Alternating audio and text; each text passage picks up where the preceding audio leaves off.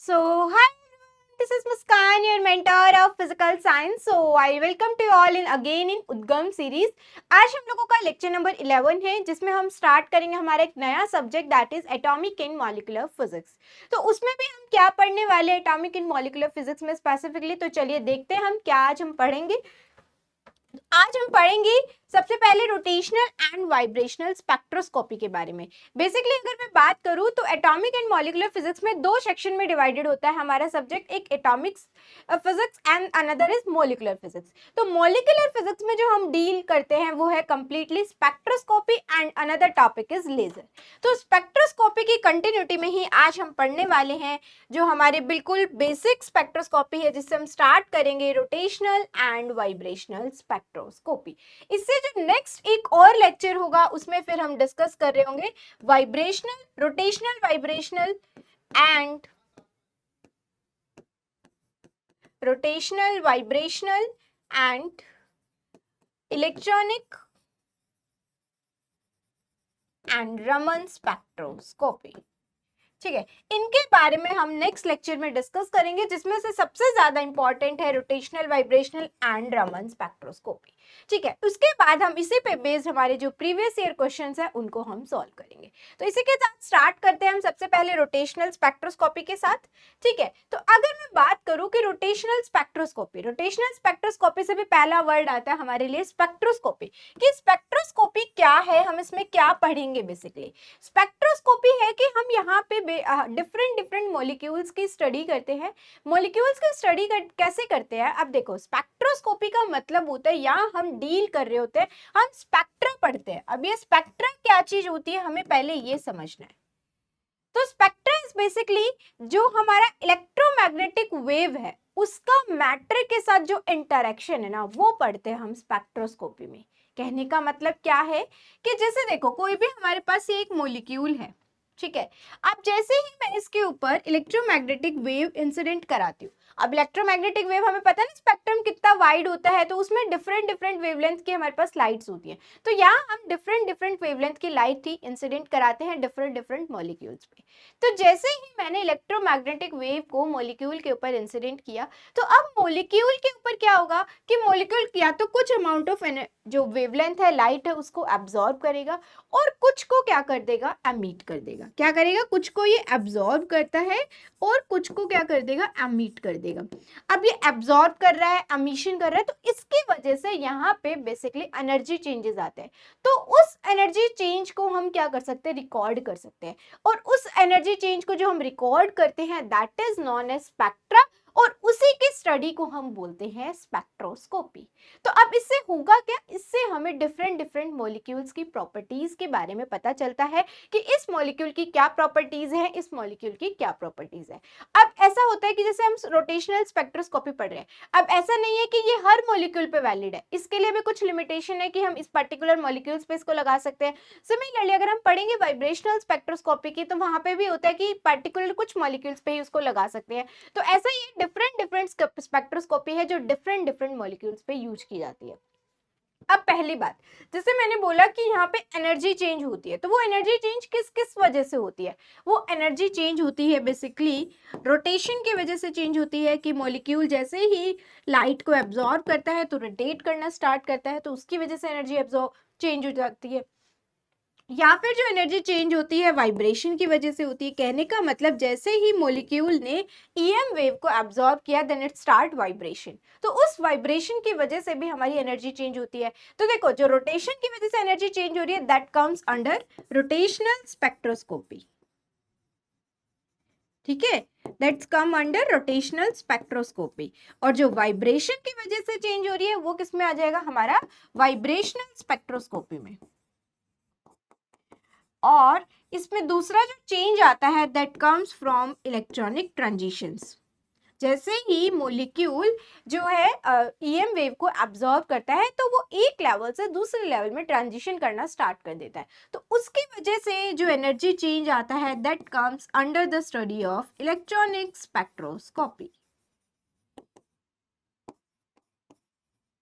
ठीक है, तो इसी यहीं से हमारे ये तीनों जो सब्जेक्ट्स हैं, ये जो तीनों टॉपिक है वो यहीं से आए हैं। तो अल्टीमेटली हम स्पेक्ट्रोस्कोपी में क्या कर रहे होंगे, interaction of electromagnetic wave with matter.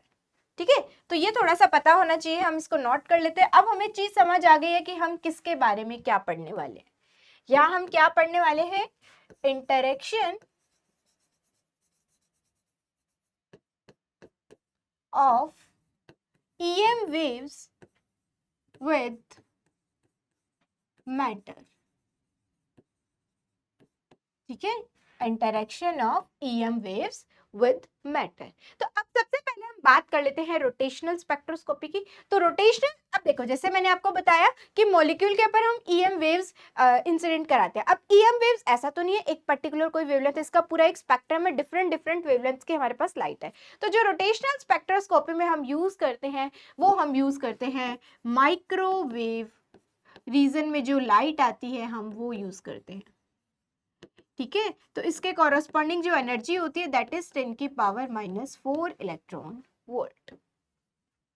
अब जब जैसे ही हम माइक्रोवेव वेवलेंथ की लाइट को इंसिडेंट कराते हैं तो मॉलिक्यूल क्या करने लगता है, रोटेट करने लगता है, और उस रोटेशन की वजह से जो एनर्जी चेंज आते हैं उसके बारे में हम पढ़ेंगे। ठीक है, तो अब देखो रोटेशनल स्पेक्ट्रोस्कोपी में हमें ये पता चल गया कि रोटेशन की वजह से चेंजेस आ रहे हैं। अब देखो यहाँ मॉलिक्यूल क्या कर रहा है, रोटेट कर रहा है। अब रोटेट कर रहा है, अब मॉलिक्यूल 2 डायमेंशनल तो होगा नहीं, पर हाँ हो सकता है 2 डायमेंशनल भी। बट जब हम बात करें 3D में, तो 3D में रोटेशन ऑफ मॉलिक्यूल जो है हमारे लिए स्टडी करना बहुत कॉम्प्लिकेटेड हो जाता है। तो वहां पे हम क्या करते हैं, हम जो उसके कंपोनेंट रिजॉल्व करते हैं, जो रोटेशन में कंपोनेंट रिजॉल्व करते हैं, और जिसे हम बोलते हैं बेसिकली हमारी जो 3 मोमेंट ऑफ इनर्शिया एक्सेस होती हैं, जिसे हम 3 principal axes of moment of inertia भी बोलते हैं। कहने का मतलब मेरा ये है कि यहाँ पे जैसे ही लाइट इंसिडेंट हुई, लाइट इंसिडेंट होने के बाद क्या करता है, मॉलिक्यूल रोटेट करता है। अब जब मॉलिक्यूल रोटेट हो रहा है तो वहां पे हम क्या बात कर रहे हैं, रोटेशन ऑफ मॉलिक्यूल्स की बात कर रहे हैं। अब जब हम 3D में रोटेशन ऑफ मॉलिक्यूल्स की बात करते हैं तो वो बहुत कॉम्प्लिकेटेड हो जाता है। तो इसी वजह से हम क्या करते हैं, इसको इजी बनाने के लिए हम इसका कंपोनेंट रिजोल्यूशन लेते हैं रोटेशन ऑफ मॉलिक्यूल्स का। वो किस एक्सिस के अलोंग लेते हैं, 3 म्यूचुअल परपेंडिकुलर एक्सिस के अलोंग लेते हैं, जिसे हम 3 principal axis of moment of inertia बोलते हैं, वो वही है 3 म्यूचुअली परपेंडिकुलर एक्सिस। एक मिनट,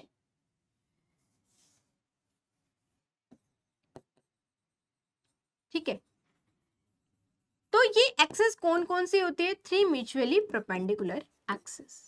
अब हमें ये समझना चाहिए कि वो 3 एक्सिस कौन कौन सी होती है। हाँ, तो उनके उनके बारे में हम बात कर लेते हैं कि वो 3 एक्सिस हमारी कौन कौन सी होती है। एक मिनट भाई, ठीक है, उसके बारे में हम बात कर लेते हैं। तो इसमें जो हम 3 म्यूचुअली परपेंडिकुलर एक्सिस के बारे में बोल रहे हैं वो हमारी कौन कौन सी होती है। For example IE, IB and IC, मतलब ये हम बात करें कि एक्सिस कौन कौन सी होगी। तो this is IE stands for moment of inertia about the bond axis. ठीक है, इसको अभी हम समझेंगे थोड़ा सा, अबाउट द बॉन्ड एक्सिस। और IB क्या होता है, मोमेंट ऑफ इनर्शिया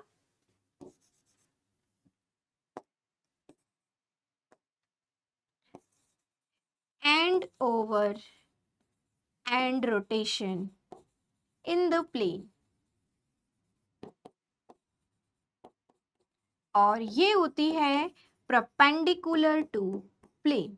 ये 3 हम म्यूचुअली परपेंडिकुलर एक्सिस के अलोंग रोटेशन ऑफ मॉलिक्यूल की बात करते हैं, क्योंकि कंप्लीट ऐसे 3D रोटेशन में बात करें तो वो हमारे लिए कॉम्प्लिकेटेड हो जाता है। तो हम इसको क्या करते हैं, 3 म्यूचुअली परपेंडिकुलर एक्सिस में हम उसको रिजॉल्व कर लेते हैं, और वही हमारे 3 principal axis of moment of inertia भी होती है। ठीक है, तो वो कौन कौन सी एक्सिस है, IA, IB and IC। IA is along the bond axis, IB is and over and rotation in the plane, and IC is perpendicular to the plane. जैसे for example this is my diatomic molecule, तो एक rotation along the bond axis, तो this is bond, यहाँ एक atom लगा होगा, यहाँ एक एटम लगा होगा, तो ये जो रोटेशन है about the bond axis this is IA। अब हम बात कर रहे हैं IB। अब जैसे देखो ये मेरा एटम है कि सॉरी मतलब ये डायटोमिक मॉलिक्यूल है, किसी प्लेन में रखा होगा, तो ये इसका एक एंड है, ये इसका एक एंड है, end over end rotation in the plane. ये हम कहाँ घूम रहे हैं, जो हमारा XY प्लेन था, ठीक है, उसी में हम घूम रहे हैं।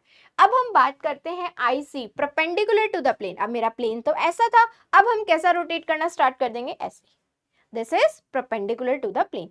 कहने का मतलब एक रोटेशन तो हमारा ये हो गया इस एक्सिस के अबाउट, ठीक है, और एक रोटेशन हमारा ऐसे हो गया, ये समझो, ठीक है, एक रोटेशन हमारा इस एक्सिस के अबाउट हो गया, एक रोटेशन हम इस एक्सिस के अबाउट कर रहे हैं, अगर हम इसको रिप्रेजेंट करें तो, क्योंकि ये मेरी एक्सिस होगी जो इधर से पास हो रही होगी, और इसके अबाउट हम ऐसे ऐसे घूम रहे हैं, ऐसे ऐसे घूम रहे हैं, ठीक है। और एक रोटेशन हमारा कैसे हो गया, एक रोटेशन हो गया भाई हमारा ऐसे हो गया, ऐसे, ठीक है, ये वाला rotation, this is vertical plane में, ठीक है, this is in vertical plane,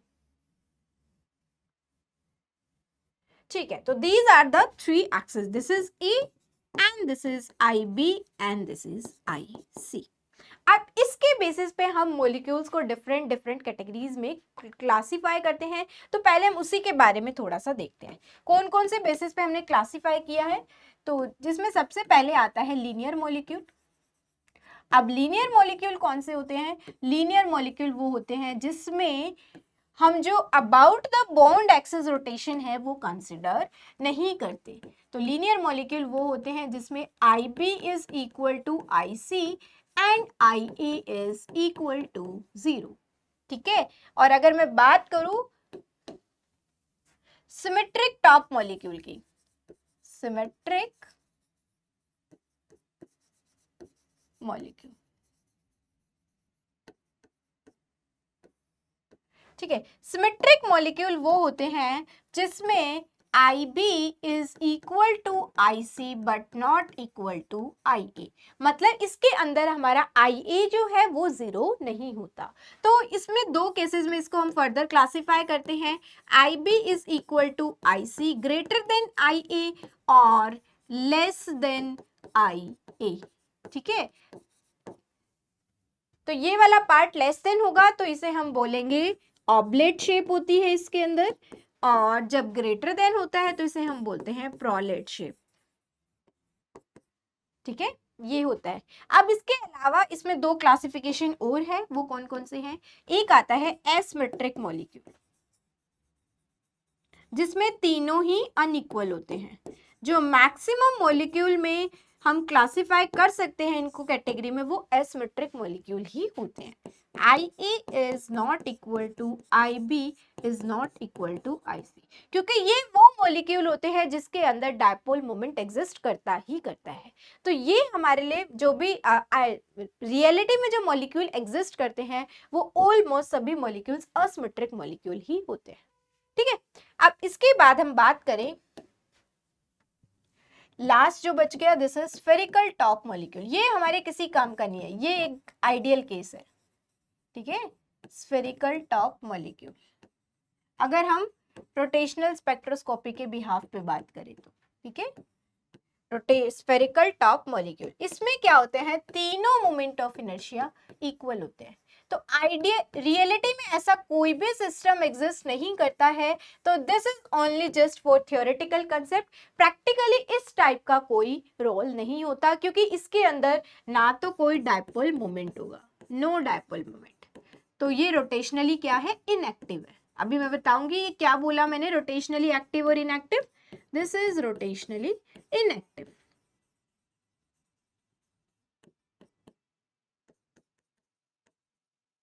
inactive molecules, ठीक है। अब मैंने जैसे बताया था ना कि हर मॉलिक्यूल जो है रोटेशनल स्पेक्ट्रोस्कोपी को शो नहीं करता, तो कौन से मॉलिक्यूल हैं जो रोटेशनल स्पेक्ट्रोस्कोपी को शो करते हैं, अब हमारे लिए ये भी इंपॉर्टेंट है जानना। तो जो रोटेशनल स्पेक्ट्रोस्कोपी को शो करते हैं वो मॉलिक्यूल्स होते हैं जिनके अंदर परमानेंट डायपोल मोमेंट एग्जिस्ट करता है, ठीक है, तो ये पॉइंट है, हम यही मेंशन कर लेते हैं कि those molecule having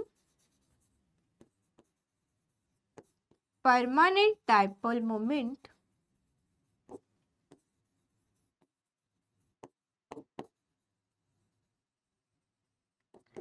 are rotationally active molecules. ठीक है, जिसमें अगर मैं एग्जाम्पल्स की बात करूं तो वो कौन कौन होंगे, जैसे for example HCl, HF, H2O। ठीक है, इसमें कभी भी ना होमोन्यूक्लियर मॉलिक्यूल्स नहीं आते। होमोन्यूक्लियर से मतलब होमोन्यूक्लियर आर इनएक्टिव। जैसे कि देखो, होमोन्यूक्लियर मतलब दो एटम सेम टाइप के होंगे, जैसे कि H2 इनएक्टिव है, क्लोरीन 2 इनएक्टिव है। अगर मैं कोई और बनाऊं फॉर एग्जांपल F2, तो दीज आर होमोन्यूक्लियर, तो ये क्या है, इनएक्टिव मॉलिक्यूल है अकॉर्डिंग टू रोटेशनल स्पेक्ट्रोस्कोपी। ठीक है, चलो अब तो किसी बच्चे के मन में डाउट आ रहा होगा कि मैम इनकी भी तो हम स्टडी करते ही होंगे, तो वो कौन सी स्पेक्ट्रोस्कोपी हम इसमें यूज करेंगे। तो वन बाय वन वो आपको अब समझ आ जाएगा, क्योंकि अब ऐसा तो नहीं होता हर मॉलिक्यूल के अंदर परमानेंट डायपोल मोमेंट एग्जिस्ट करता ही होगा। तो इसका मतलब तो रोटेशनल स्पेक्ट्रोस्कोपी के ऊपर एक बाउंड्री लग गई ना, इससे तो हम केवल उसी, ये स्पेक्ट्रोस्कोपी तो केवल हम वही यूज कर सकते हैं जहां पे डायपोल मोमेंट एग्जिस्ट नहीं करता होगा। लेकिन जो नॉन पोलर मॉलिक्यूल्स है उनका क्या होगा, डायपोल मोमेंट मतलब पोलर मॉलिक्यूल्स, लेकिन जो नॉन पोलर मॉलिक्यूल्स है उनके साथ क्या होगा, तो उनके लिए फिर हम डिफरेंट स्पेक्ट्रोस्कोपी है वो यूज करेंगे। ओके, ठीक है, तो चलो अब हम निकालते हैं कि इसमें एक केस हम डिस्कस करते हैं जो आता है हमारा linear diatomic rigid molecule. Diatomic rigid molecule.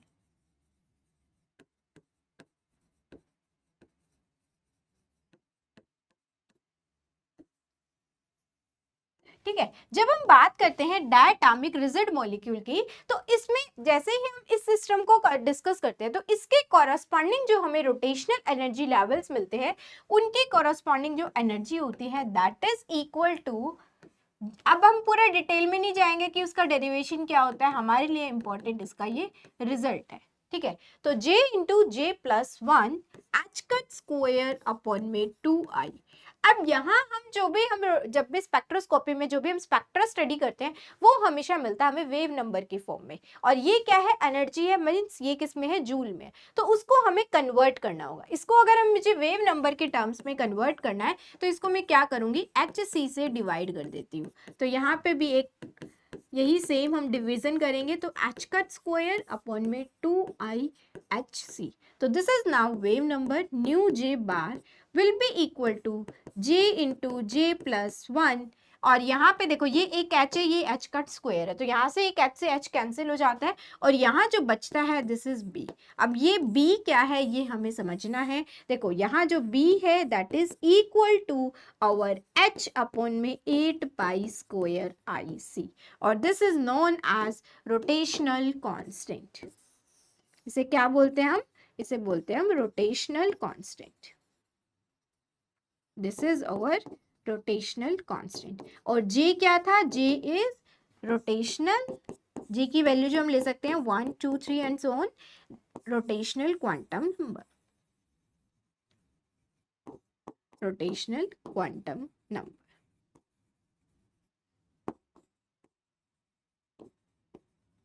ठीक है, अब देखो जैसे ट्रांजिशन, ये हमारे पास क्या आई है, वेव नंबर आए हैं। अब जैसे ट्रांजिशन कैसे होती है, एक लेवल से दूसरे लेवल में, फिर दूसरे लेवल से तीसरे लेवल में, फिर थर्ड से फोर्थ में, फिर फोर्थ से फिफ्थ में, ऐसे ट्रांजिशन होती है। तो इसके लिए जो सिलेक्शन रूल होता है वो क्या है, सिलेक्शन रूल इज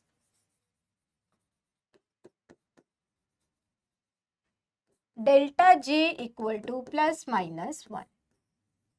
ठीक है, this is the selection rule for rotational spectroscopy. ऐसा नहीं है कि केवल तुम इस सिस्टम पे लगा रहे हो, no, this is true for all rotational spectroscopy, चाहे हमारा रिजिड मॉलिक्यूल है चाहे नॉन रिजिड मॉलिक्यूल है, सभी के लिए यही सिलेक्शन रूल रहता है।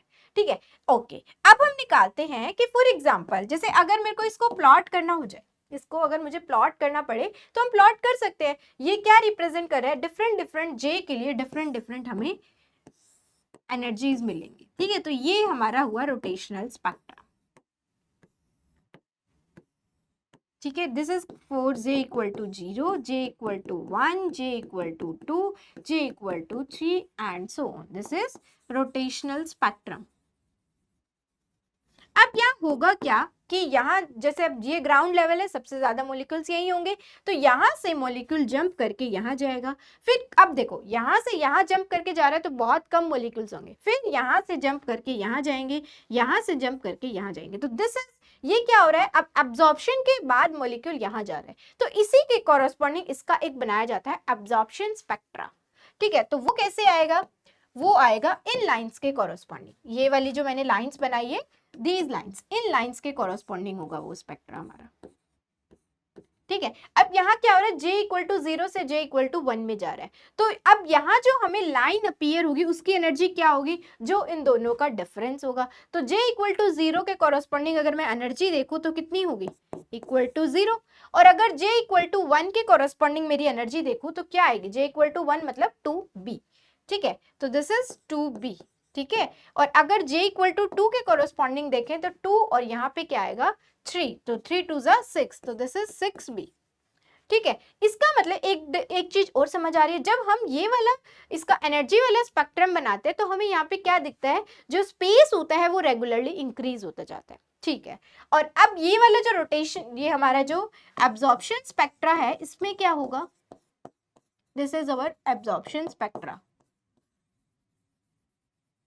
एब्जॉर्प्शन स्पेक्ट्रम, एब्जॉर्प्शन स्पेक्ट्रम में क्या होगा कि यहाँ से मॉलिक्यूल जंप करके यहाँ गया है, तो इसमें जो एनर्जी डिफरेंस आया that is corresponding to this green line, तो वो कितना है 2b। ठीक है, अब नेक्स्ट ट्रांजिशन कहाँ से कहाँ हो रही है भाई, j इक्वल टू 1 से j इक्वल टू 2 में हो रही है, तो अगेन एनर्जी स्पेक्ट्रा कितना आ रहा है, 2b, 2 6b जा रहा है, मतलब 6b माइनस 2b, तो कितना हुआ, दिस इज 4b। ठीक है, अगला निकालोगे तो वो आएगा 6b, फिर निकालोगे वो आएगा 8b। अब देखो जो हमारा एब्जॉर्प्शन स्पेक्ट्रा आता है उसमें सभी के बीच में स्पेस कितना है, कांस्टेंट है, that is 2b।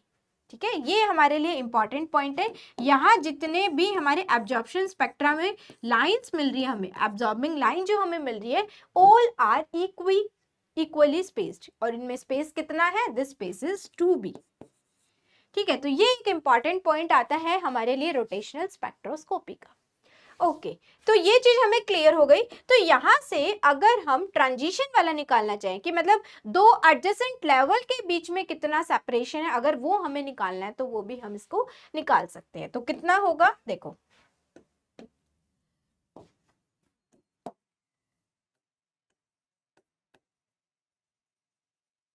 Separation between two adjacent level,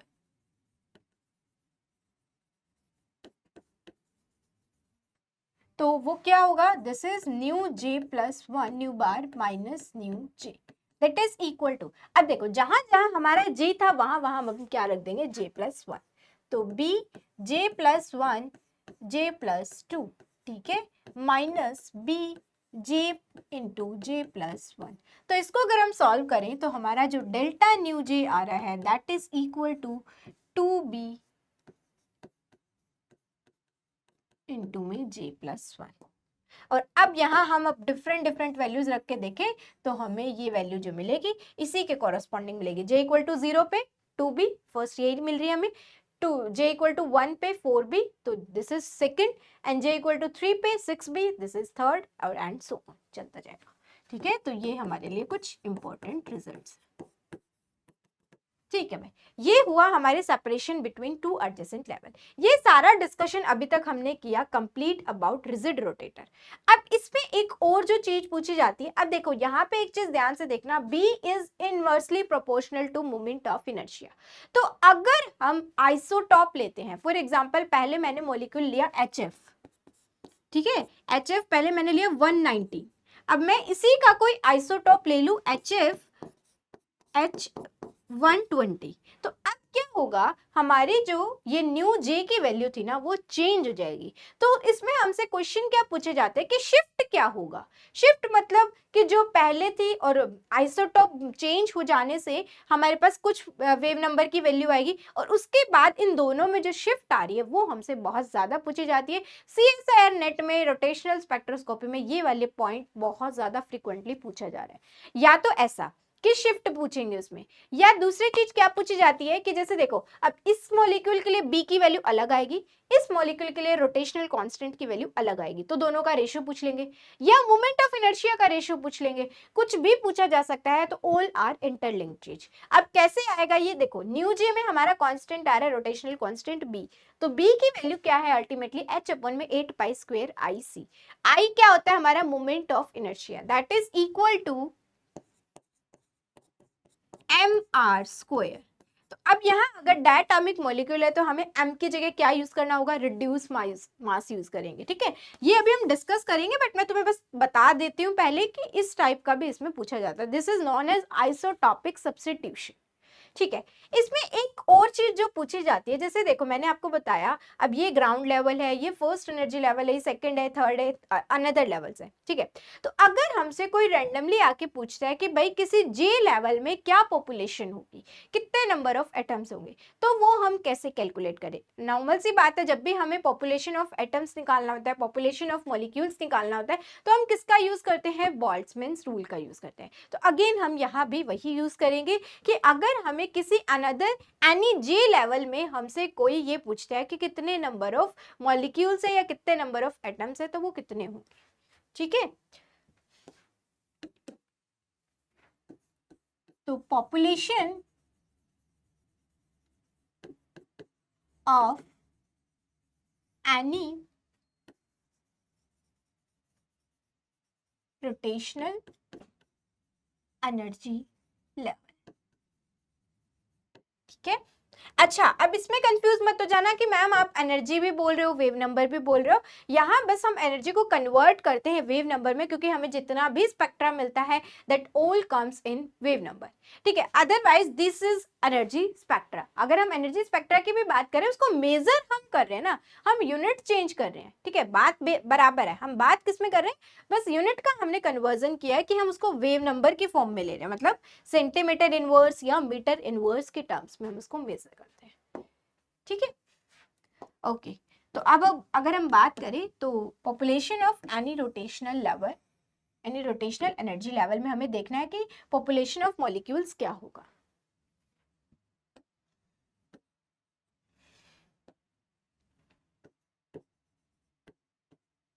तो देखो this is nj is proportional to जितने भी टोटल नंबर ऑफ एटम्स होंगे n e की पावर माइनस ई जे, जिस भी एनर्जी के लेवल के कॉरेस्पॉन्डिंग हम निकाल रहे हैं उसी के कॉरेस्पॉन्डिंग हमें एनर्जी लेनी होगी, एंड के बी टी। ठीक है, अब यहाँ पे इस प्रोपोर्शनलिटी साइन को जब हम हटाते हैं तो यहाँ पे कांस्टेंट आता है, as well as degeneracy factor भी इंक्लूड हो जाते हैं, क्योंकि हो सकता है हर लेवल की कुछ पर्टिकुलर डीजेनरेसी भी हो। ठीक है, तो इसलिए हमें डीजेनरेसी वाले फैक्टर को भी इंक्लूड करना होता है। अब यहाँ हम लिख रहे हैं एनर्जी, लेकिन हमने किसके टर्म्स में पढ़ा है, वेव नंबर्स के टर्म्स में पढ़ते हैं। तो इसको थोड़ा सा हम सिंप्लीफाई कर लेते हैं, एन ई की पावर माइनस, ठीक है, अब ये कितना हो जाएगा, बी जी प्लस 1 जे इंटू में एच सी के बी टी, ये आएगा।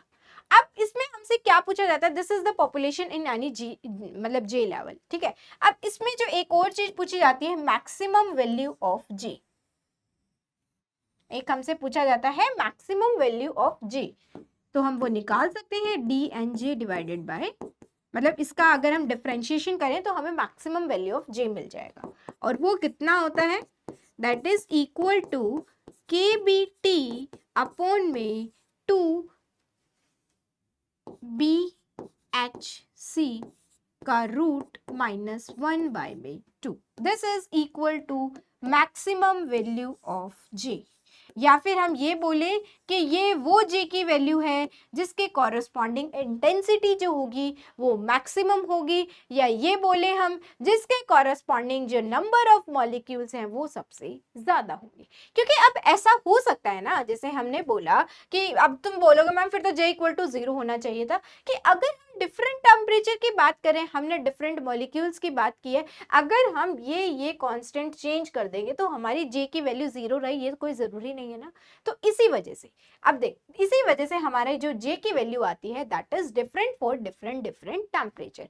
मीन्स क्या हुआ कि जो हमारे नंबर ऑफ मॉलिक्यूल्स किसी लेवल में एग्जिस्ट कर रहे हैं वो किस पे डिपेंड कर रहे हैं, टेम्परेचर पे डिपेंड कर रहे हैं। अगर हम टेम्परेचर चेंज करेंगे तो हो सकता है ग्राउंड लेवल से ज्यादा number of molecules first level में प्रेजेंट हो, या हो सकता है फर्स्ट से ज्यादा number of molecule second level में प्रेजेंट हो। तो it's totally depend upon the temperature. ठीक है, okay. Temperature as well as molecules के ऊपर भी डिपेंड करेगा।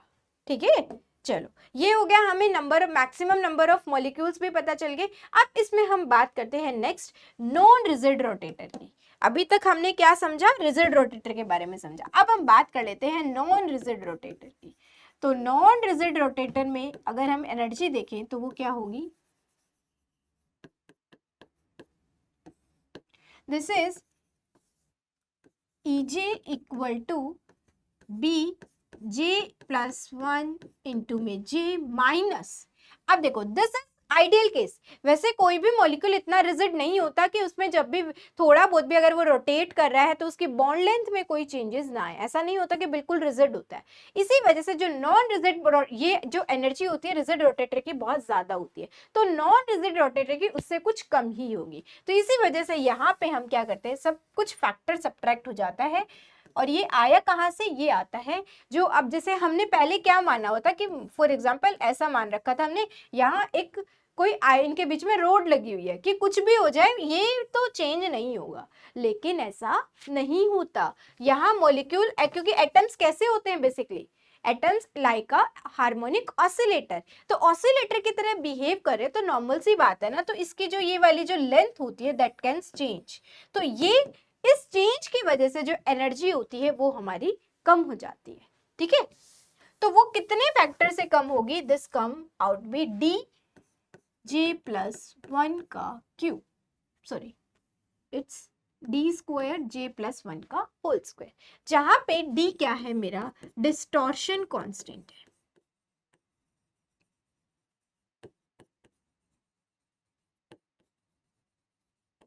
ठीक है, ओके। अब इसमें भी सेम अगर हम निकाल लेते हैं कि सेपरेशन बिटवीन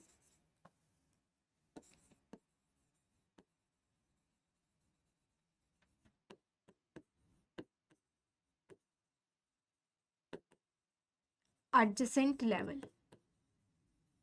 या हम अभी केवल बस फॉर्मूलाज की बात करें कि इसमें ये फॉर्मूलाज आते हैं, अदरवाइज ये कंसेप्ट आया कहाँ से कि डिस्टॉर्शन वाली जो मैंने बात की वो सारी चीजें हम एक्सप्लेन करते हैं, बट डिटेल में अभी हम बात नहीं कर सकते, हम बात करेंगे टू द पॉइंट। तो अभी हम केवल डायरेक्ट बात करें फॉर्मूलाज की। ओके, अगर हम बात करें सेपरेशन बिटवीन एडजेसेंट लेवल तो वो क्या हो जाएगा, nu J plus 1 minus nu J, तो that is equal to 2b J plus 1 minus 4d J plus 1 का क्यूब। ठीक है, ये इसके इक्वल होता है। अब यहाँ पे एक चीज और पूछी जाती है, वो मैक्सिमम वैल्यू ऑफ जे जहां पे हमारा बॉन्ड जो है उनके बीच में वो ब्रेक हो सकता है। कितनी मैक्सिमम वैल्यू तक हम रख सकते हैं कि बॉन्ड ब्रेक नहीं होगा, तो जे मैक्स की वैल्यू अगर हमें निकालनी है तो हम सिंपल सा क्या करेंगे, जो हमारा सेपरेशन है इसको इक्वल रख देंगे 0 के, और यहाँ से हमें वो जे की मैक्सिमम वैल्यू मिल जाएगी। तो एक तो हमारे लिए ये इंपॉर्टेंट रिजल्ट है।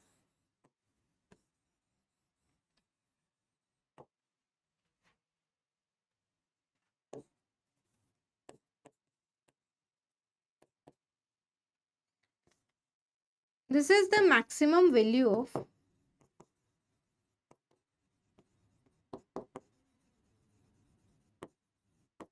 J corresponding intensity is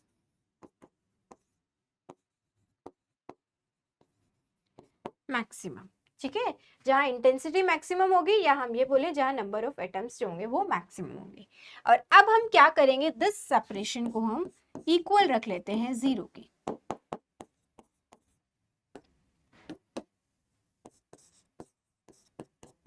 तो यहां से क्या होगा, देखो 2b minus 4d j plus 1 का square will be equal to 0। तो यहां से हमें जो j की वैल्यू मिल रही है that is equal to b upon में 2d का अंडर रूट माइनस 1। तो this is the maximum value of j after with जो हमारा बॉन्ड होगा वो ब्रेक हो जाएगा।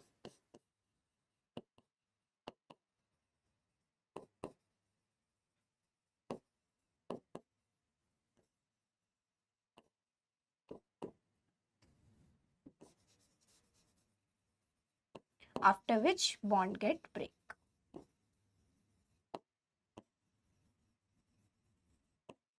ठीक है, ओके चलो अब हम बात करेंगे, this is all about the हमारा जो भी रोटेशनल स्पेक्ट्रोस्कोपी थी। अच्छा, जो हमारी इंटेंसिटी है इसको हम प्लॉट भी कर सकते हैं।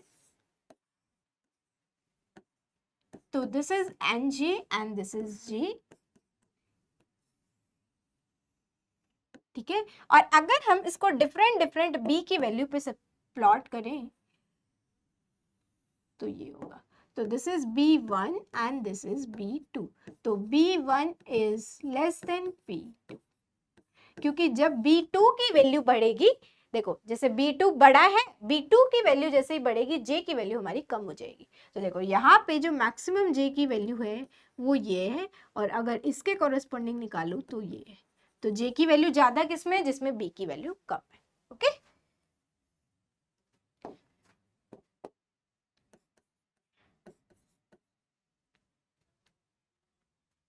ओके चलो अब हम स्टार्ट करेंगे वाइब्रेशनल स्पेक्ट्रोस्कोपी के बारे में।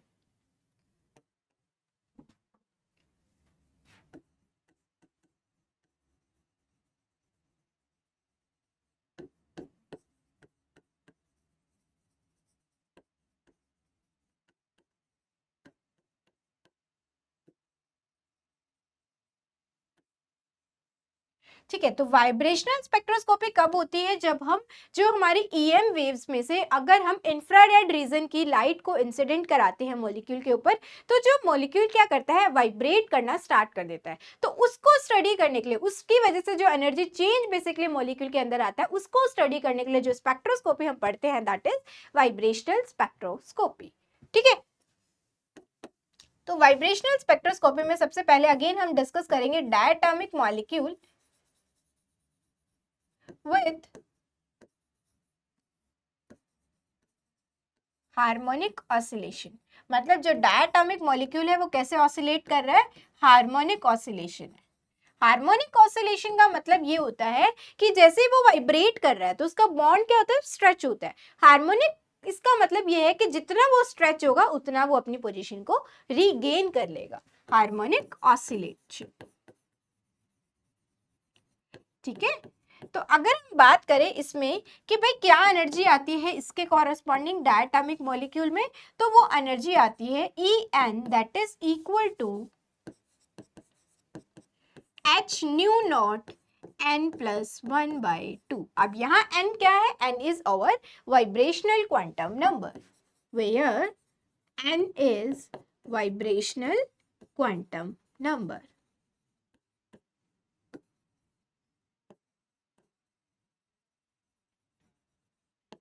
ठीक है, और जो ये है nu naught, this is our जो हमारी नेचुरल फ्रिक्वेंसी होती है वो है। ठीक है, 1 में 2 पाई के बाय में एम, नेचुरल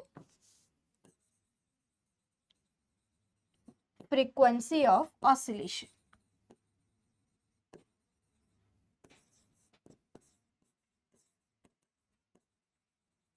ठीक है, अब अगेन इसको भी हम क्या करेंगे, कन्वर्ट करेंगे किसमें, हमारी वेव नंबर में। वेव नंबर में जैसे हम इसको कन्वर्ट करेंगे, किससे डिवाइड करेंगे, इसको डिवाइड करेंगे हम एच सी से। तो एच से H cancel, nu naught by C N plus 1/2। तो न्यू नॉट बाय सी को हमने रिप्लेस कर दिया ओमेगा नॉट से। n plus 1/2. This is the energy corresponding to our diatomic molecule. ठीक है, अब यहाँ पे अगर हम n की बात करें तो n is again 0, 1, 2, 3 and so on values हो सकती है। और इसमें भी अगर हम सिलेक्शन रूल देखना चाहें तो सिलेक्शन रूल इसमें हमारा होगा, this is delta n equal to plus minus 1।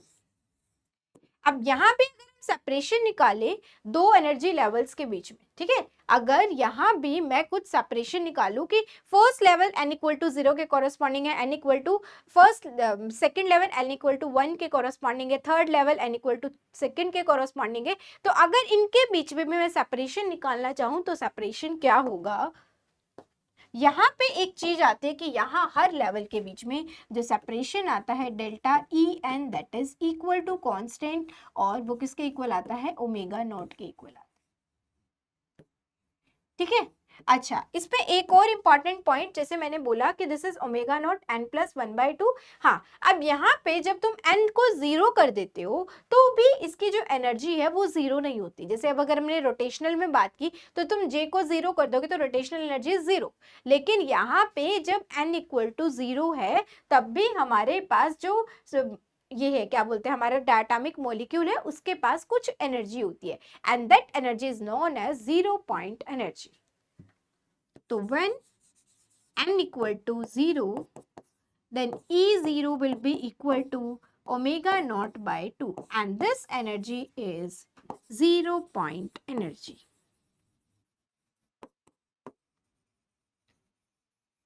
Okay ठीक है, चलो अब हम नेक्स्ट बात कर लेते हैं इसी में, जब डायटोमिक मॉलिक्यूल का अहार्मोनिक ऑसिलेशन होगा या फिर एनहार्मोनिक ऑसिलेशन। एनहार्मोनिक में ये है कि भाई अगर वाइब्रेट कर रहा है तो हो सकता है कि वो अपनी पोजीशन को रिगेन ना कर पाए, कुछ उसमें स्ट्रेचिंग आ जाती है, तो एनहार्मोनिक ऑसिलेशन। तो अगेन इसमें भी क्या होगा, एनर्जी कम हो जाएगी इसकी वजह से।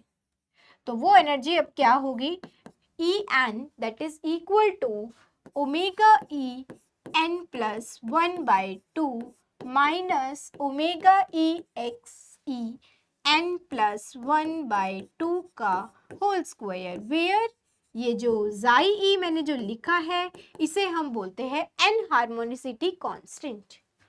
एन हार्मोनिसिटी कांस्टेंट मतलब ये बताता है कि जो उसमें हम बोल रहे हैं ना कि वो एन हार्मोनिक ऑसिलेशन है, तो वो कितना है उस चीज को बताता है, एन हार्मोनिसिटी कांस्टेंट। ठीक है, ये भी हो गया। अब ये हमने किस में निकाला है, किसी पर्टिकुलर एनर्जी लेवल n का निकाला है, लेकिन अगर मैं निकालना चाहूं सेपरेशन बिटवीन टू लेवल्स इसमें भी, तो क्या होगा, delta E N will be equal to omega E minus. ठीक है, अब इसका हम निकाल के देख लेते हैं कि कितना आता है। दिस इज, ये तो हमें पता है क्योंकि, तो इसमें हम क्या करते हैं, इस ओमेगा ई जाई ई फैक्टर को कॉमन ले लेते हैं और फिर हम क्या करेंगे, एक मिनट को पूरा ही निकालते हैं अदरवाइज कंफ्यूजन हो जाएगा। This is E N plus 1 minus E N, तो ये क्या होगा, E N plus 1 omega E N plus 3/2 minus omega E xi E N की जगह हमने n प्लस 1 रखा है तो n प्लस 3/2 का होल स्क्वायर माइनस ओमेगा ई n plus 1/2 plus omega E xi E n plus 1/2 का होल स्क्वायर। ठीक है, यही होगा। अब यहां से देखो क्या आ रहा है, 3/2 माइनस 1/2, तो क्या बचेगा 1 और n से n कैंसिल, तो this is omega E minus. अब यहां से क्या आएगा, ओमेगा ई जाई ई कॉमन ले लेते हैं हम, और यहां से फैक्टर आएगा n प्लस 3/2 का होल स्क्वायर, और यहाँ पे आ रहा है माइनस में n प्लस 1/2 का होल स्क्वायर। ठीक है, अब देखो इसको अगर हम सॉल्व करना चाहें तो क्या वैल्यू आएगी, दिस इज n स्क्वायर, यहाँ से भी n स्क्वायर कैंसिल, फिर क्या आएगा 3/2 का होल स्क्वायर, मतलब कि 9 स्क्वायर बाय में 4, यही होगा, सॉरी 9/4। इसको हम थोड़ा सा रफ में सॉल्व कर लेते हैं, तो यहाँ से फिर क्या आएगा, यहाँ से आएगा 1/4, मतलब कि माइनस का 1/4, तो ये कितने हो गए भाई, दिस इज 2। इसके अलावा कोई फैक्टर यहाँ पे क्या आएगा, फिर इसके अलावा यहाँ पे आएगा कि 3/2 मल्टीप्लाई में 2n, तो ये कैंसिल, तो ये आया 3n माइनस यहाँ से आएगा n, तो दिस इज 2n। तो ये क्या वैल्यू आ रही है बेसिकली 2 प्लस में 2n, ये वैल्यू आ रही है। ठीक है, दिस इज 2 प्लस 2n, यही वैल्यू आएगी। तो इस 2 को हम क्या कर सकते हैं, कॉमन निकाल सकते हैं।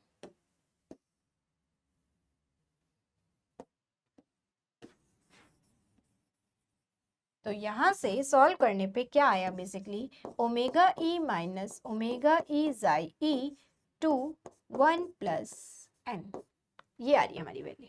ठीक है, this is equal to delta E N. और इसको अगर हमें और जनरल बनाना है तो हम इसको वो भी बना सकते हैं। अब हम वो कैसे बनाएंगे देखो, तो हमारे पास क्या होगा, delta epsilon N will be equal to omega E सब जगह है उसको कॉमन ले लो, 1 माइनस 2 जाई ई 1 प्लस में एन, ये आ गया।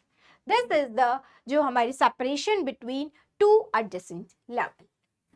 अब अगेन मुझे ये निकालना हो कि n की मैक्सिमम वैल्यू क्या होगी जिस पे जाके बॉन्ड हमारा ब्रेक हो जाएगा। अगेन हमें क्या निकालना है, मैक्सिमम वैल्यू ऑफ n, तो हम निकाल सकते हैं। हम क्या करेंगे, delta E N will be equal to 0, तो यहाँ से क्या आया 1 minus 2xe 1 plus N equal to 0, तो ये क्या हो जाएगा भाई 1 plus N will be equal to 1/2xe, और यहाँ से फिर n की वैल्यू आ जाएगी 1/2xe माइनस 1, तो this is the maximum value of n, after which bond gets break।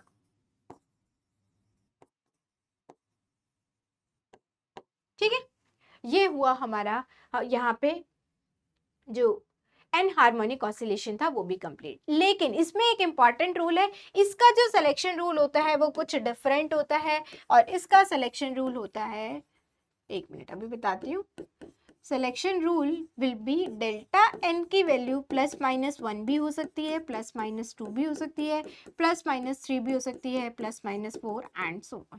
तो इससे हमें क्या समझ आ रहा है कि यहाँ पे जो ट्रांजिशन है वो n इक्वल टू 0 से 1 में भी हो सकती है, n इक्वल टू 0 से 2 में भी हो सकती है, n इक्वल टू 0 से 3 में भी हो सकती है, 0 से 4 में भी हो सकती है, 0 से 5 में भी हो सकती है। तो देखो यहाँ हमारे पास जो ट्रांजिशन,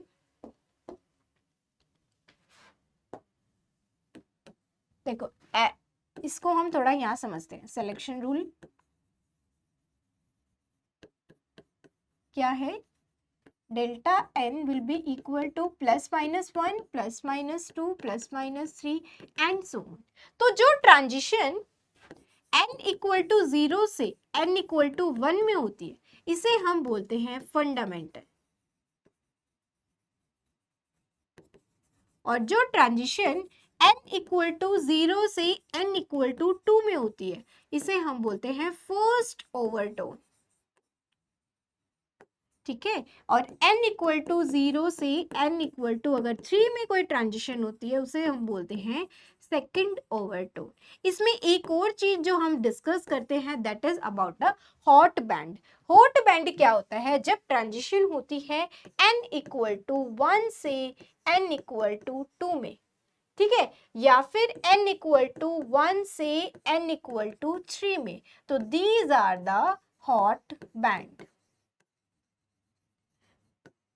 ठीक है, these are the hot band. तो ये हमें पता होना चाहिए कि इसमें फंडामेंटल ट्रांजिशन कौन सी है, फर्स्ट ओवरटोन क्या है, सेकंड ओवरटोन क्या है, और हॉट बैंड के कॉरेस्पॉन्डिंग ट्रांजिशन कहाँ से कहाँ होती है। तो n इक्वल टू 1 से n इक्वल टू 2 के कॉरेस्पॉन्डिंग जो ट्रांजिशन होती है these are corresponding to hot band. Okay, ये इंपॉर्टेंट है। ठीक है, तो इसमें जैसे मैं एक बात कर लेते हैं, हम एक केस डिस्कस कर लेते हैं। फॉर एग्जांपल फर्स्ट ओवरटोन का केस हम डिस्कस कर रहे हैं। भाई फर्स्ट ओवरटोन के कॉरेस्पॉन्डिंग एनर्जी क्या रहती है, लेट्स सी। तो दिस इज हमारे पास ई एन क्या था, ई एन हमारे पास था भाई ओमेगा नॉट, नहीं this is omega E N plus 1/2 minus omega E xi E n plus 1/2 का square, this is our epsilon n। अब हम ट्रांजिशन कहाँ से कहाँ कर रहे हैं, 0 से n इक्वल टू 2 में, तो E N equal to 2 minus E N equal to 0 हमें निकालना है, डेल्टा ई एन। ठीक है, तो ये हम निकालना चाह रहे हैं। तो अब यहाँ पे क्या होगा, that is 2 to 0 0 to 2 transition, तो फाइनल माइनस इनिशियल करते हैं ना, तो 2 माइनस एन, 0 कर दिया आपने। अब देखो 2 के कॉरस्पॉन्डिंग क्या होगा, ओमेगा ई 2 प्लस 1/2, तो इट्स 5/2। ठीक है, माइनस ओमेगा ई जाई ई 2 प्लस 1/2 5/2 का होल स्क्वायर, मतलब कि 25/4 माइनस, अब इसमें हमें क्या करना है, 0, तो 0 पे क्या हो जाएगा, this is omega E bye में 2 प्लस यहाँ से क्या आएगा, ओमेगा ई जाई ई बाय में 4। अब इसको हम सॉल्व कर लेते हैं। इसको अगर हम सॉल्व करते हैं तो यहाँ से आएगा 2 omega E minus omega E xi E into में 6, यही आ रहा है, क्योंकि यहाँ पे क्या आएगा 25 माइनस 1 24 बाई में 4, तो 6 आ जाएगा। अगर इसमें हम कॉमन ले 2 ओमेगा ई, तो क्या आ रहा है 1 माइनस 3 जाई। So this is the change in transition, sorry, change in energy corresponding to the transition of n equal to 0 to n equal to 2.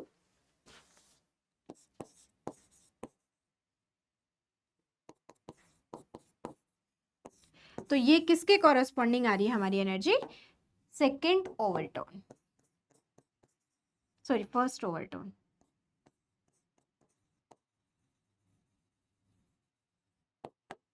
ठीक है, दिस इज फर्स्ट ओवरटोन। ठीक है भाई, चलो यहाँ हमारा वाइब्रेशनल और जो रोटेशनल में हमें इंपॉर्टेंट पार्ट पढ़ना था वो बिल्कुल कंप्लीट हो गया। अब हम बात कर लेते हैं क्वेश्चंस की।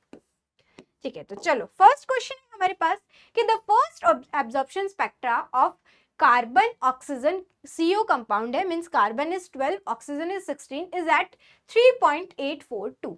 अच्छा, अब फर्स्ट एब्जॉर्प्शन स्पेक्ट्रा, मतलब फर्स्ट एब्जॉर्प्शन स्पेक्ट्रा हमें कहाँ मिला था भाई, 2b पे मिला था। तो ये अल्टीमेटली हमें किसकी वैल्यू दे रखी है, 2b की वैल्यू दे रखी है। देखो दिस इज एब्जॉर्प्शन स्पेक्ट्रम और फर्स्ट एब्जॉर्प्शन स्पेक्ट्रा हमें कहाँ मिलता है, 2b पे मिलता है, तो वो वैल्यू हमें किसकी दी हुई है, 2b की वैल्यू दी हुई है। ठीक है, this is the value of 2b, तो 2b की वैल्यू हमें दी हुई है। फिर ये कह रहा है कि अगर हमने उसका आइसोटॉप चेंज कर दिया, अब कार्बन हमने क्या ले लिया, 13 ले लिया, तो हमारे पास जो फर्स्ट एब्जॉर्प्शन स्पेक्ट्रा मिल रहा है वो कुछ 3.673 पे मिल रहा है। तो the ratio of moment of inertia आ गया ना, मैंने आप लोगों को बताया था कि ये चीज बहुत ज्यादा फ्रिक्वेंटली पूछी जाती है। तो देखो फर्स्ट एब्जॉर्प्शन स्पेक्ट्रा जो हमें मिलता है, फर्स्ट एब्जॉर्प्शन स्पेक्ट्रा, इसकी अगर मैं बात करूं स्पेक्ट्रम, तो वो हमें मिलता है एट 2b। ठीक है, अब अगर हम अपना कंपाउंड चेंज करें तो b की वैल्यू चेंज होते जाएगी, तो 2b1 इज इक्वल टू 3.842। ठीक है, और अगर मैं बात करूं 2b2 की, तो वो कितने पे दिया हुआ है, दिस इज एट 3.673, और हमें क्या निकालना है, ratio of their moment of inertia. अब यहाँ कुछ नहीं लिखा ना, तो पहले b1 दिया फिर b2 दिया, तो हम क्या निकालेंगे, अल्टीमेटली हम निकालेंगे b1 अपॉन में b2 विल बी इक्वल, मतलब अल्टीमेटली हमें क्या निकालना होगा, i1 अपॉन में i2। ठीक है, और i1 is inversely proportional to b1, तो यहाँ क्या आ जाएगा, b2 अपॉन में b1। ठीक है, तो अब देखो, अब हमें किसकी वैल्यू पता है, हमें पता है 2b1 और 2b2 की वैल्यू पता है, तो इसको अगर मैं 2 से मल्टीप्लाई और 2 से डिवाइड कर दूं तो कुछ इफेक्ट पड़ेगा, नो, तो 2b2 अपॉन में 2b1। अब देखो, अब b2 की वैल्यू क्या है, 2b2 की वैल्यू दिस इज 3.673 और ये क्या है 3.842। अब देखो, अगर मैं इनका रेशियो निकालूं तो मुझे ये बताओ, ये वैल्यू क्या आएगी, लेस देन 0 आएगी, लेकिन इसमें एक भी ऑप्शन है ना लेस देन 0 नहीं दिया हुआ, इसका मतलब इन्होंने क्या निकाला हुआ है, i2 बाय में i1 निकाला हुआ है। ठीक है, ये चीज थोड़ी हमें ऑप्शन के अकॉर्डिंग जाना होता है, इसलिए मैं आप लोगों को बता रही हूँ। अगर हम क्वेश्चन को रीड करें तो question is like ratio of their moment of inertia, तो मोमेंट ऑफ इनर्शिया मतलब I1, इसका this is I2, I1 by I2, but लेकिन ऑप्शन के अकॉर्डिंग चले तो इन्होंने I1 by I2 नहीं निकाल रखा, तो हम क्या निकालेंगे इसमें, I2 by में I1, बस इसको डिवाइड कर लेंगे, हमें हमारा आंसर मिल जाएगा। चलो डिवाइड करते हैं और आंसर तक पहुंचते हैं कि क्या आता है आंसर।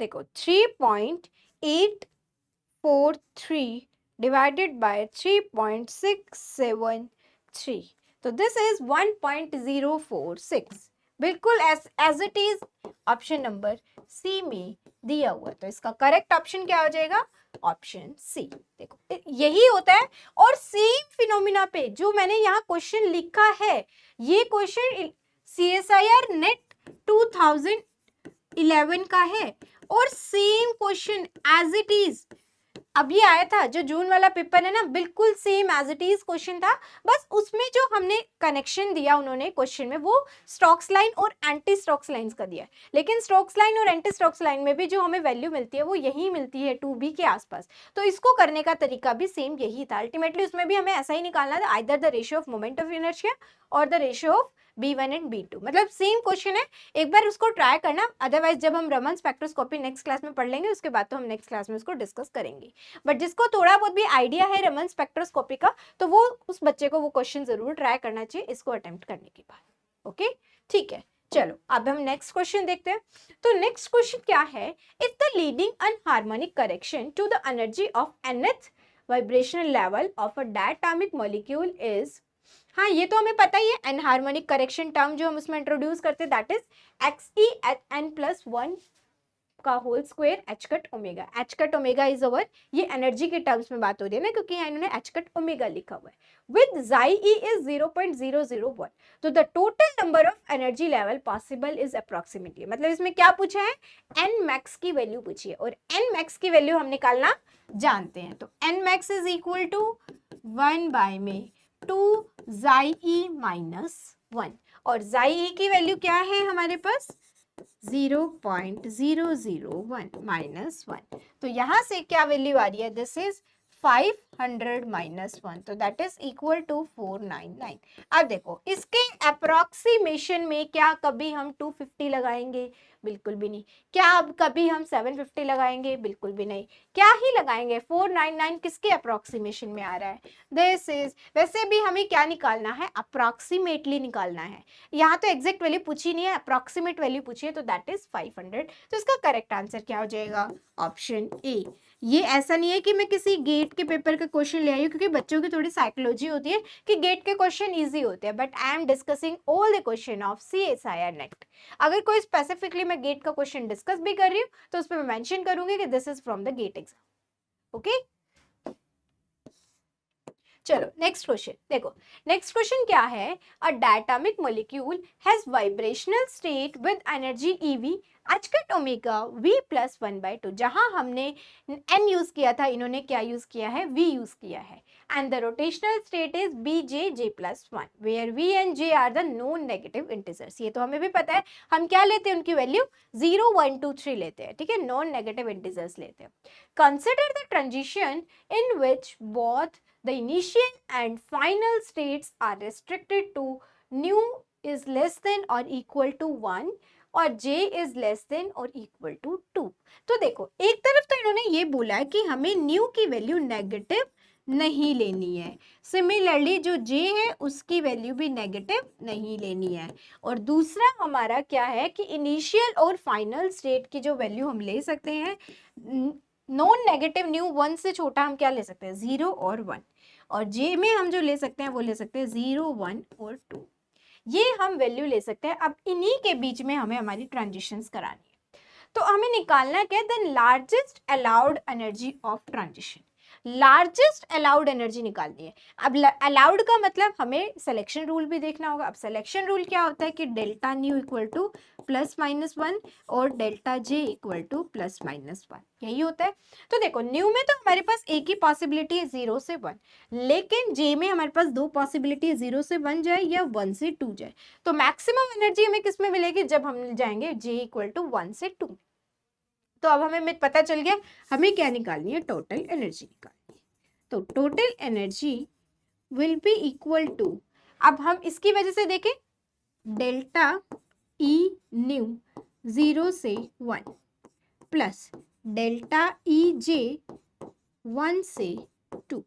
ठीक है, अब यहाँ पे ऑलरेडी हमारे पास क्या दिया हुआ था, एनर्जी इसकी वैल्यू दी हुई है, बट ऐसा जरूरी नहीं है कि हमें हर बार दी होगी। ठीक है, तो अगर हम इसकी वैल्यू देखें, डेल्टा ई की वैल्यू जब न्यू 0 से 1 पे जा रहा है, तो 1 के कोरस्पॉन्डिंग क्या हो जाएगी इसकी value, H cut omega 3 by में 2 minus H cut omega by में 2।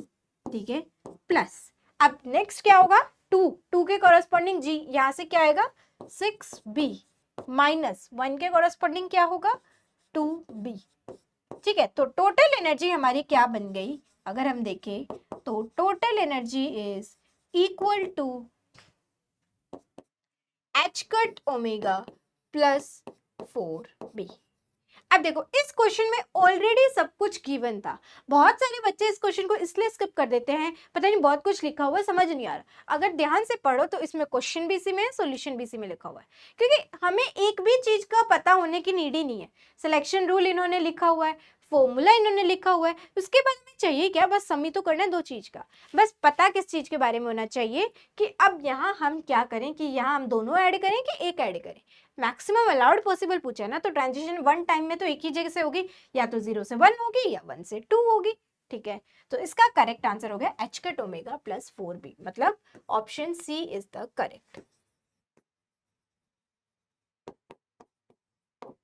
ठीक है, चलो अब हम नेक्स्ट क्वेश्चन की बात करते हैं। क्वेश्चन नंबर 10 कि the diatomic molecule HF has an absorption line in the rotational band at 40 centimeter inverse for the isotope F18। ठीक है, and the corresponding line for the isotope F19 will be shifted by approximately. तो अब हमें again क्या निकालना है, first rotational जो first absorption line के बारे में यहाँ पे बात हुई है। तो अब देखो फर्स्ट एब्जॉर्प्शन लाइन कहाँ पे आती है, एट 2b, है ना। फर्स्ट एब्जॉर्प्शन लाइन कहाँ पे आती है, फर्स्ट एब्जॉर्प्शन लाइन कहाँ आती है, एट 2b। अब देखो यहाँ पे क्या होगा, अब जो फ्लोरीन 18 है इसके कोरोस्पॉन्डिंग किसी पर्टिकुलर 2b1 पे आएगी, और फ्लोरीन 19 है तो इसके कोरोस्पॉन्डिंग कहीं 2b2 पे आएगी। अल्टीमेटली चेंज किस में आएगा, b की वैल्यू में चेंज आएगा। तो अगर हम देखें तो देखो b1 इज अपॉन में b2 that is equal to μ2 upon में μ1, यही होगा, क्योंकि μ2 क्या है यहाँ, μ2 इज आवर रिड्यूस्ड मास। अब ये मैंने कैसे लिखा, देखो b किसके इनवर्सली प्रोपोर्शनल होता है, मोमेंट ऑफ इनर्शिया के, और मोमेंट ऑफ इनर्शिया क्या होता है, mass into R square. But जब हमारे पास एक से ज्यादा एटम होते हैं तो हम क्या यूज करते हैं, रिड्यूस मास यूज करते हैं। तो b1 upon b2 is equal to μ2 upon μ1। ठीक है, अब हमें किसकी वैल्यू चाहिए, हमें चाहिए b2 की वैल्यू। तो हमारे पास b1 की वैल्यू हमारे पास है। ठीक है, तो अब अगर मैं बात करूं तो देखो यहाँ से हमारे पास अल्टीमेटली 2b1 अपॉन में 2b2 की वैल्यू हमें मिल जाए तो ज्यादा बेटर होगा, तो हम वही निकाल लेते हैं यहाँ से। ठीक है, देखो अब हम क्या करते हैं, μ2 और μ1 की वैल्यू देखते हैं। तो 2b1 is 40 and 2b2 that is equal to μ2 for हम यूज कर रहे हैं अवर F फ्लोरीन 19। तो फ्लोरीन 19 मतलब 1 मल्टीप्लाई में 19 अपॉन में 20 एंड दिस इज 18 अपॉन में 90। ठीक है, अब हमें 2b2 निकालना है, तो 2b2 क्या हो जाएगा, 2b2 will be equal to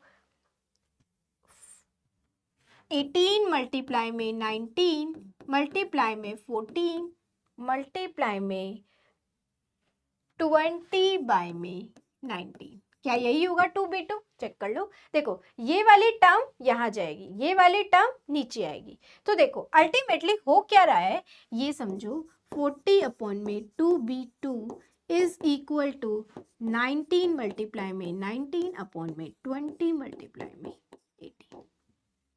ठीक है, तो इसको हम सिंप्लीफाई करेंगे तो यही आएगा। अब इसको अगर हम सॉल्व कर लें तो यहाँ से मुझे 2b2 की वैल्यू मिल जाएगी। क्योंकि मुझे शिफ्ट निकालना है तो मैं यहाँ से b2 नहीं निकाल सकती, क्योंकि अब देखो शिफ्ट का मतलब क्या है, पहले मुझे फर्स्ट एब्जॉर्प्शन लाइन यहाँ मिल रही थी 2b पे, अब कौन से 2b पे चाहिए, हमें दूसरा 2b निकालना होगा। ठीक है, क्योंकि हमें क्या निकालना है, अल्टीमेटली हमें शिफ्ट निकालना है। शिफ्ट का मतलब 2b1 माइनस 2b2, ये हमें चाहिए। तो 2b1 की वैल्यू हमारे पास है बट 2b2 की वैल्यू हमारे पास नहीं है, तो वो हम निकालने की कोशिश में लगे हुए हैं। तो दिस इज 80 मल्टीप्लाई में 20 अपॉन में 19 का स्क्वायर मल्टीप्लाई में 40। तो अगर इसको हम सॉल्व करते हैं तो हमारी क्या वैल्यू आती है, अगर इसको हम सॉल्व करते हैं तो देखते हैं हमारी क्या वैल्यू आएगी। 18 मल्टीप्लाई में 20 मल्टीप्लाई में 40 divided by 19 divided by 19. So this is near about 39.889. ठीक है, और शिफ्ट हमें निकालना है तो shift is 2b1 minus 2b2।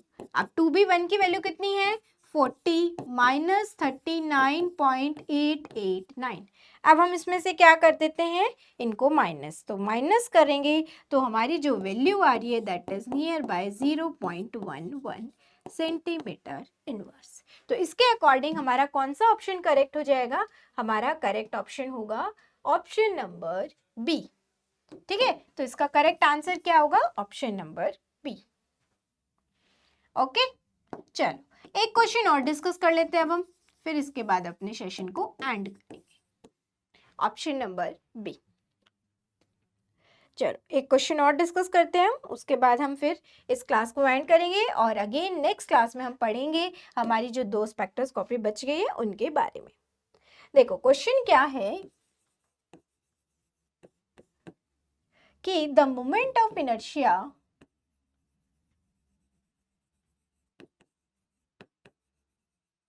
ये ऐसा क्वेश्चन है जिसको हमें ऑप्शन से करना होगा तो ज्यादा बेटर होगा। ठीक है, of rigid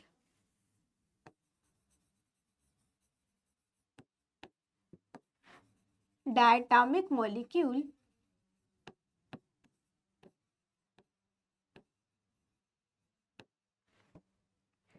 A is 6 times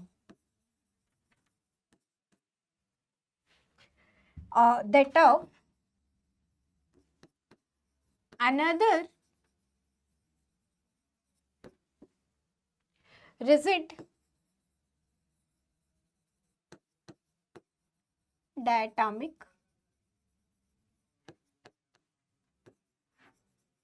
molecule B if rotational energy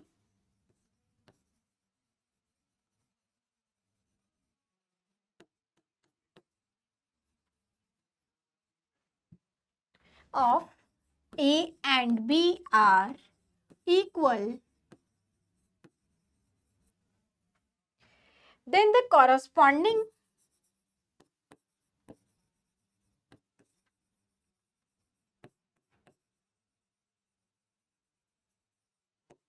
value of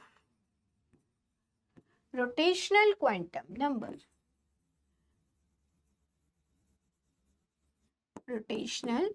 quantum number J will be। तो यहाँ पे ऑप्शंस क्या क्या है हमारे पास, ऑप्शन फर्स्ट है कि जे ई की वैल्यू होगी 1, तो जे बी की वैल्यू होगी जे ए की वैल्यू 1 है, जे बी की वैल्यू भी मान लिया हमने 1 है। और ऑप्शन बी में दिया है जे ए की वैल्यू है हमारी 3 एंड जे बी की वैल्यू है 1। ठीक है, ऑप्शन सी में दिया हुआ है जे ए की वैल्यू है हमारी 5 और जे बी की वैल्यू है 0। ठीक है, और ऑप्शन डी में दिया हुआ है जे ए की वैल्यू है हमारी 6 और जे बी की वैल्यू है हमारी 1। अब हमें इसको अटेम्प्ट करना है। अगेन ये किसके ऊपर बेस्ड है, रोटेशनल एनर्जी पे बेस्ड है। क्वेश्चन में क्या दिया हुआ है कि जो मोमेंट ऑफ इनर्शिया है ए मॉलिक्यूल का, ए डायटोमिक मॉलिक्यूल है ए, उसका है 6 time of another rigid diatomic molecule B. ठीक है, तो यहाँ जो हमें दिया है, अगेन हम वही सारी चीजें लिखते चलते हैं। तो हमें क्या दिया हुआ है कि I A is 6 time of I B, ये हमें गिवन है। ठीक है, इसके बाद क्या बोला है कि दोनों की रोटेशनल एनर्जी क्या है, इक्वल है। इसका मतलब J A is equal to J B, ये हमें बोला गया है। नहीं सॉरी, रोटेशनल एनर्जी इक्वल है, तो मतलब E J A will be equal to E J B. ठीक है, हमें क्या बताना है, हमें possible value of J A and J B बताना है। तो हमें क्या पता है, ई जी क्या होता है, जे ए प्लस 1 अपॉन में 2IA will be equal to J B plus 1 upon में 2IB। अब IA किसके इक्वल दिया हुआ है, 6IB के इक्वल दिया हुआ है, तो ये 2 से तो 2 कैंसिल हो गया। तो IA की जगह में क्या लिख सकती हूँ, JA plus 1 will be equal to 6 time of JB plus 1। अब ये कैसे आया, क्योंकि IA की जगह में क्या लिख सकती हूँ, 6IB, तो IB से IB कैंसिल, इधर 6 आ जाएगा। तो अब हमें JA की वैल्यू क्या मिलेगी, 6 टाइम्स ऑफ JB की वैल्यू की मिलेगी। तो अब हमें ऑप्शंस को रख के देखना पड़ेगा कौन सा ऑप्शन इसको सूट कर रहा है। तो चलो, अगर मैं फर्स्ट ऑप्शन की बात करूं कि JA की वैल्यू क्या होगी, 1 हो ही नहीं सकता, 6 टाइम होनी थी, तो इसकी तो वैसे ही गया। चलो अब हम बात करते हैं JB की वैल्यू, अगर हम 1 ले तो JA की वैल्यू क्या कह रहे हैं, 3। चलो देख लेते हैं इक्वल आता है कि क्या पता आ जाए। देखो JB की वैल्यू मैंने जब 1 ली तो ये क्या होगा, 1 1 प्लस 1 2, और यहाँ पे भी कितना है, JB की वैल्यू क्या लेनी थी हमें, सॉरी 1 लेनी थी ना, तो this is 12, this is 1 and this is 2, तो दिस विल बिकम 12। चलो अब इस साइड देखते हैं, JA की वैल्यू क्या है, 3 है, और तो this is 3 and this is 4, तो ये भी कितना बन गया, 12। इसका मतलब right hand side is equal to left hand side. तो जब हम JA की वैल्यू 3 ले रहे हैं और JB की वैल्यू हम अगर 1 लेते हैं, तो ये जो हमारी एनर्जी है ये इस रिलेशन के कॉरस्पॉन्डिंग आ जा रही है। ठीक है, तो हमारा ये ऑप्शन करेक्ट है। बट ये क्वेश्चन गेट का है तो ये MSQ हो सकता है, इसलिए हम बाकी ऑप्शंस पे चेक करेंगे। अब देखो JB की वैल्यू अगर मैं 0 ले लेती हूँ तो ये सारी वैल्यूज क्या हो जाएंगी, हमारी 0 हो जाएंगी, तो ये तो नहीं होगा। ठीक है, अब हम बात करें 1 और 6, तो अगर मैं यहाँ पे 1 लूँ तो दिस इज 6 × 2 = 12, लेकिन यहाँ क्या बोला है उसने, 6 लेने को बोला है, तो 6 + 1 7 6 × 42, तो वो नहीं होगा। तो इसका करेक्ट ऑप्शन क्या है, option number B. Option B जो होगा इसका करेक्ट आंसर होगा। ठीक है, means JA is equal to 3 and JB is equal to 1। ये हमारे करेक्ट वैल्यूज निकली है रोटेशनल क्वांटम नंबर की। तो यहाँ पे हमारा जो रोटेशनल और वाइब्रेशनल स्पेक्ट्रोस्कोपी है वो कंप्लीट हो गया है। और एक क्वेश्चन है आप लोगों के होमवर्क के लिए, इसको ट्राई करना, और फिर इसके बाद जो नेक्स्ट क्लास होगी उसमें हम इसी क्वेश्चन के साथ स्टार्ट करेंगे। और जो भी बच्चा ट्राई करता है वो जरूर कमेंट में बताएगा कि इसका आंसर आप लोगों का क्या आ रहा है। अब देखो मैं थोड़ा हिंट भी दे देती हूँ इस क्वेश्चन के लिए कि क्वेश्चन में क्या है कि the absorption line arising from pure rotational effect of HCl are observed. अब देखो यहाँ क्या दिए हुए, रोटेशनल लाइंस दी हुई है, मतलब वो किसके कॉरेस्पॉन्डिंग है, 2B के कॉरेस्पॉन्डिंग है। ये किसके कॉरेस्पॉन्डिंग है, 4B के corresponding. This is again 6B and this is again 8B and this from 10B। तो यहाँ पे डिफरेंट वैल्यूज दी हुई है। देखो यहाँ पे क्या दिया हुआ है, 2B की वैल्यू दी हुई है, दिस इज 83.03, फिर हमें 4B की वैल्यू दी हुई है समथिंग, फिर 6B की वैल्यू दी हुई है, फिर 8B की वैल्यू दी हुई है, देन 10B की वैल्यू दी हुई है। ऐसे वैल्यूज दी हुई है। तो इसके डिफरेंशिएशन से आपको एक 2B की वैल्यू मिलेगी, फिर इसके डिफरेंस से आप लोगों को एक 2B की वैल्यू मिलेगी, मतलब यहाँ से एक B की वैल्यू मिलेगी, यहाँ से एक B की वैल्यू मिलेगी। ठीक है, इन दोनों के डिफरेंस से एक 2B की वैल्यू मिलेगी, फिर इन दोनों के डिफरेंस से एक 2B की वैल्यू मिलेगी। ठीक है, तो यहाँ से आप लोगों को जो b की वैल्यू मिलेगी, इसके कोरोस्पॉन्डिंग एक b की वैल्यू आएगी, इधर से फिर एक b की वैल्यू आएगी, this gives another b and this gives another b। अब यहाँ पे देखो, जब क्वेश्चन में ही 4 b की वैल्यू दी है तो हम क्या लेंगे, इसका मीन निकालेंगे। तो इन चारों का मीन लेके हमें यहाँ पे कलेक्टिवली b की वैल्यू मिल जाएगी। ठीक है, उस b की वैल्यू को यूज करना, तुम्हें अपना मोमेंट ऑफ इनर्शिया मिल जाएगा। तो अप्रोच मैंने आप लोगों को बता दिया है। Again and again we are discussing about the absorption line. तो हमें हर चीज का बहुत अच्छे से पता होना चाहिए, क्योंकि यहाँ जो बच्चे गलतियां करते हैं वो ये करते हैं कि एब्जॉर्प्शन लाइन को ये समझ लेते हैं, but this is not absorption spectra, this is energy spectrum. ठीक है, this is the absorption spectra of rotational spectroscopy. Okay, so this is all about the rotational spectroscopy as well as vibrational spectroscopy. अब हम next class में discuss करेंगे सबसे पहले rotational vibration का combination, जिसमें रोटेशन एंड वाइब्रेशन दोनों होंगे, as well and then we will discuss about the Raman spectroscopy. और थोड़ा सा आइडिया हम इलेक्ट्रॉनिक का भी लेंगे, बट हालांकि इलेक्ट्रॉनिक से कभी क्वेश्चन आता नहीं है, तो हमारा मेन जो टारगेट रहेगा वो रहेगा हमारा rotational vibration as well as Raman spectroscopy. और थोड़ा सा हम डिस्कस कर पाए तो लेजर के बारे में भी हम डिस्कस करेंगे। उसमें केवल हमारे लिए जो इंपॉर्टेंट पॉइंट है वो है हमारे आइंस्टीन कोफिशिएंट।